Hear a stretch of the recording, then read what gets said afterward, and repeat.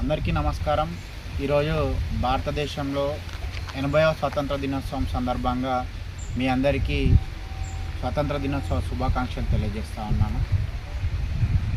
తెలంగాణ రాష్ట్రంలో అధికారంలోకి రావడం కోసము రేవంత్ రెడ్డి అండ్ కో అనేక అబద్ధాల హామీలు ఇచ్చి తదనంతర కాలంలో ప్రజలను అన్ని విధాలుగా మోసం చేసే ప్రయత్నాలు వీరు ముమ్మరంగా చేస్తూ ఉన్నారు.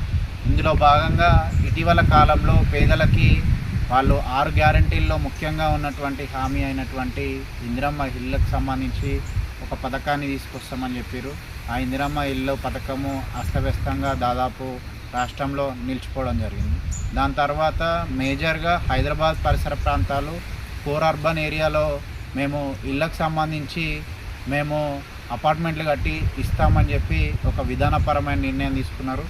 మీరు చూస్తూ ఉంటే ఈ పేపర్లో చూస్తూ ఉంటే గత నెల 21వ తేదీన వచ్చే ఏడాది నుంచి ఇందిరమ్మ ఇళ్ళ నుంచే బోనాల పండుగని సెలబ్రేట్ చేసుకునే విధంగా మేము ఇందిరమ్మ ఇల్లులు కట్టిస్తామని చెప్పి గృహ నిర్మాణ శాఖ మరియు రెవెన్యూ శాఖ మంత్రి అయినటువంటి పొంగులేటి శ్రీనివాస్ రెడ్డి గారు ఈ బ్రోచర్ని రిలీజ్ చేస్తూ ఉన్నారు.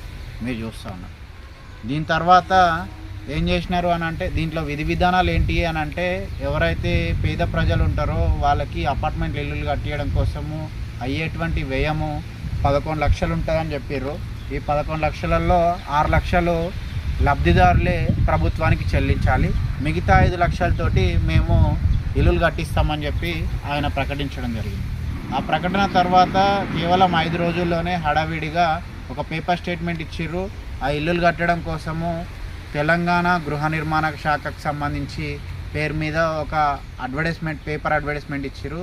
దాంట్లో ఈపీసీ విధానంలో ఇల్లులు కట్టడం కోసము వీళ్ళు చేసి ఒక టెండర్ నోటీస్ ఇవ్వడం టెండర్ ప్రక్రియని ప్రారంభించడం జరిగింది.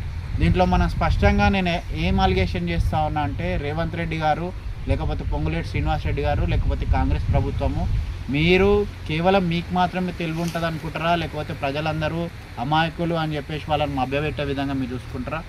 మీకు మాత్రమే తెలియాలి. ఎందుకు అని అంటే ఇక్కడ ఉన్నటువంటి దాదాపు 10 ప్యాకేజీలలో డిఫరెంట్ ప్లేసెస్లో వాళ్ళు ఇల్లులు కట్టడం కోసము ఈ టెండర్ నోటిఫికేషన్ ఇవ్వడం జరిగింది. ఈ టెండర్ నోటిఫికేషన్లో తీసుకుంటే 86.40 కోట్లతోటి 960 ఈడబ్ల్యూఎస్ లేకపోతే ఎల్ఐజీ అనే ఫ్లాట్లని వాళ్ళు కట్టివ్వడం కోసము టెండర్ నోటిఫికేషన్ ఇవ్వడం జరిగింది. ఈ టెండర్లో మనం ఎక్కడ చూసుకున్నా కూడా ఈ 86.4 కోట్లకి 960 ఇల్లులు కట్టియాలి అని అంటే దాన్ని మనం డివైడెడ్ బై చేస్తే ఎంత అవుతుంది అని అంటే కేవలం 9 లక్షలు మాత్రమే అవుతుంది. ప్రభుత్వం ఏం చెప్పింది, 11 లక్షలతోటి మేము ఇల్లులు కట్టిస్తామని చెప్పేసి దాంట్లో 6 లక్షలు లబ్ధిదారులు కట్టాలని చెప్పేసి 6 లక్షలు ప్రజల నుంచి వసూలు చేసే ప్రయత్నము, అప్లికేషన్లు వాట్సాప్ దగ్గర నుంచి అన్నిట్లలో తీసుకుంటామని చెప్పి ఆ అప్లికేషన్లు తీసుకున్నారు.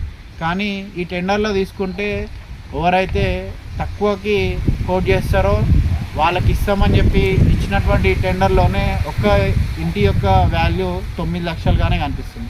అంటే ఎవరైనా రేపటి రోజు కాంట్రాక్టరు ఈ 86.40 కోట్ల వాల్యూని ఇంకా తక్కువ చేసే అవకాశం ఉంటుంది. దాదాపు 8 లక్షల రూపాయల లోపలనే ఒక ఫ్లాటు తయారయ్యేటువంటి పరిస్థితి ఉన్నటువంటి ఈ పరిణామంలో దీంట్లో మళ్ళీ నిన్ననే పొంగులేటి శ్రీనివాస్ రెడ్డి గారు ఢిల్లీ పర్యటనలో కేంద్ర అర్బన్ డెవలప్మెంట్ మినిస్ట్రీకి సంబంధించి మంత్రి గారిని మరియు అక్కడ ఉన్నటువంటి అధికారులను కలిసి ప్రధానమంత్రి ఆవాస్ యోజన అర్బన్ కింద నిధుల మంజూరు కోసం కూడా మేము ప్రయత్నం చేస్తూ ఉన్నాం. ఒకవేళ ఆ నిధులు కూడా మంజూరు అయితే దాదాపు 2,10,000 రూపాయలు ఆ ఫ్లాట్కి వచ్చే అవకాశం ఉంటుంది. అంటే కేంద్ర ప్రభుత్వం ఇచ్చేటువంటి 2,10,000 లబ్ధిదారులు చెల్లించేటువంటి 6 లక్షలు ఈ 2 కలుపుకుంటేనే 8,10,000 అవుతూ ఉంది.